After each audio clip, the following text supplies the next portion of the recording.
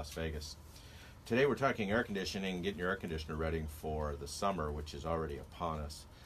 We have Shawn Brown and Tiffany Young from Sierra LLC Heating and Air Conditioning in studio. So if you have any questions, please give us a call at 702-257-5396. That's 257-KDWN. So we were talking about SEER ratings and how do you get the right size the air conditioning system for the house based on windows and room sizes and layouts and those kind of things. What kind of things do you consider? There's going to be a lot of considerations to take into effect. The square footage of the house, of course, is the first thing. How many windows, how big are the windows, which direction the windows face, because the east and west side, we're going to get a lot more sun and a lot more heat from that side of those sides of the houses because of the rising and setting sun. So when we have windows on that side, we have to compensate and make sure that we're factoring in extra heat loads, extra heat, and just more sun time from just where those windows are located. So we're going to factor all that into consideration. The other consideration as well is the insulation in the attic. How tall are the ceilings? I mean, there's a lot of different things that we take into effect anytime we're looking at figuring out what size system's really needed for a home. It's not as easy as just walking up and saying, oh, it's a 1,600 square foot house, we need this size unit. Now there's a lot of different factors that go into it. So making your house efficient makes a big difference in your HVAC sizing. Yeah. So the window sizes, whether they're double or triple panes, and there's a discussion whether moving from a double to a triple pane actually pays for itself. Right. Single pane is definitely a bad idea. Yeah, single pane's time to upgrade. And again, air conditioning is all about airflow. So if you don't have ceiling fans in the rooms that you're using a lot, then you need to put a ceiling fan in. That makes a lot of difference. It's not going to save you money so much, but it helps with your comfort. So if there's air moving across your body, you're cooler, no matter what temperature it is. So consider living in the home and where you're living, get a ceiling fan in there. Then the height of the ceiling, that's an interesting thing, because if you don't have a ceiling fan and you got high ceilings, all that heat goes up and hangs out up there, and the air conditioning goes down, and the cooler just lays on the floor. So having that fan in there mixes it all up so you have a consistent temperature throughout the room. And then window sizing, bigger windows is not necessarily better. They let in more light. And one of the things I have in my house is shutters, and it was amazing how much how much heat that held out and how much heat it held in. I opened one during the wintertime, and it was amazing how much cold air I felt immediately. So shutters are a good idea too. Good way to keep your rooms darkened if you're going to be sleeping in there. Yeah. So what other things should we be considering when we're looking at making our home efficient before we get right size for our air conditioning? Well, the age of the ductwork. So a lot of the ductwork that was put in 10, 15 years, maybe even longer, the insulation rating on that ductwork is now obsolete, unfortunately. The new ductwork actually has thicker insulation, so we're actually able to keep that cold air colder longer to get it inside the house, because that ductwork running through your attic is going to pick up extra heat from that space in the attic. So if we can put a bigger barrier or a thicker barrier between the cold air and the warm air in the attic, then we can actually get more cold air into the house. So that'll help keep the house more comfortable and even as well. So you're not air conditioning your attic. Yeah, we don't want to live a little bit dirty and lots of insulation. We don't live up there, of course. Yeah, I've mentioned this, that I've moved into a house that's almost 50 years old, and the ductwork was horrible. It had branches coming off, and then where they put it together and duct taped it. Of course, that duct tape dries out, and now I've got pure openings. Yeah. One day the wind was blowing outside, and I was like, why can I feel that wind on me? The wind was actually going through the ductwork into my office space. Yeah. So that doesn't happen anymore because I've got all new ductwork and all new insulation.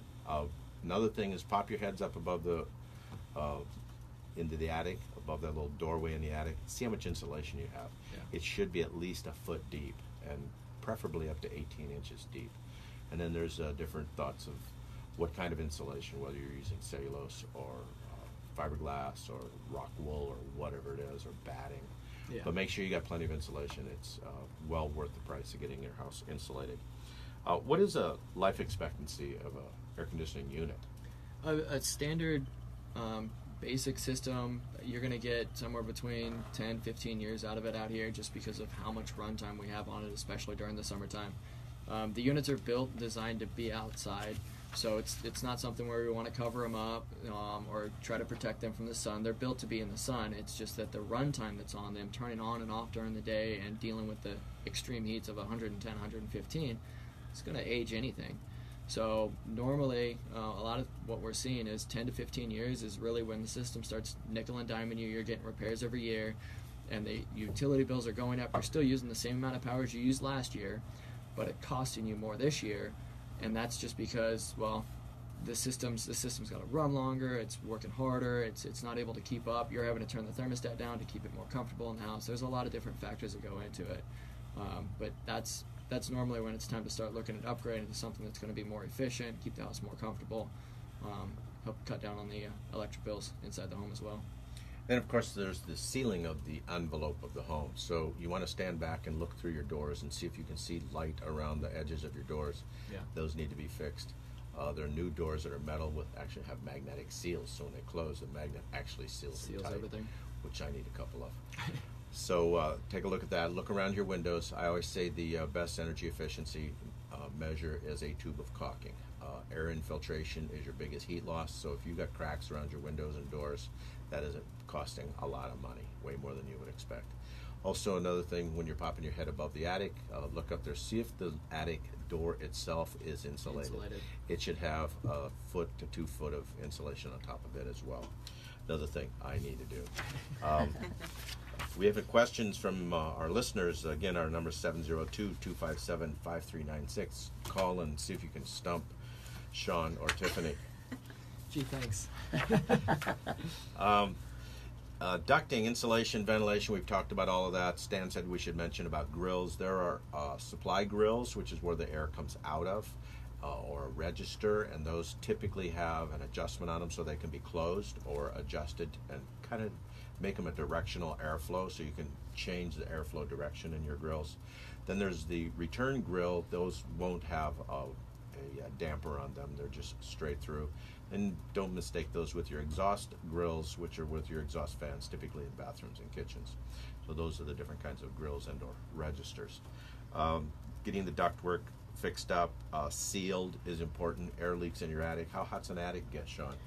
Attics during the summertime will get anywhere from being still on a nice day, 15 to 20 degrees hotter. And the problem with that, hotter than what it is outside. The problem with that, though, is you have that breeze outside. You don't have a breeze in the attic. So you've got hot, stale air in that attic, and then it's 20 degrees warmer than it is outside. So it's not the funnest thing to do. And venting attics is a whole nother topic, too. I had inlet vents in my attic, but no exhaust vents. And so when I had to get a new roof, too. So they put in 5 exhaust vents, so that allows some airflow to go through there, so the air is not as stale. It's still pretty hot up there. So you don't want to be air conditioning your attic, and you want to have good insulation on your ductwork so your ductwork isn't heating up and eating up that cool air you're trying to push into your rooms. Exactly. And we'll talk about staying comfortable and cool in the summer in the Valley of Sun and Sin when we come right back on Shades of Green.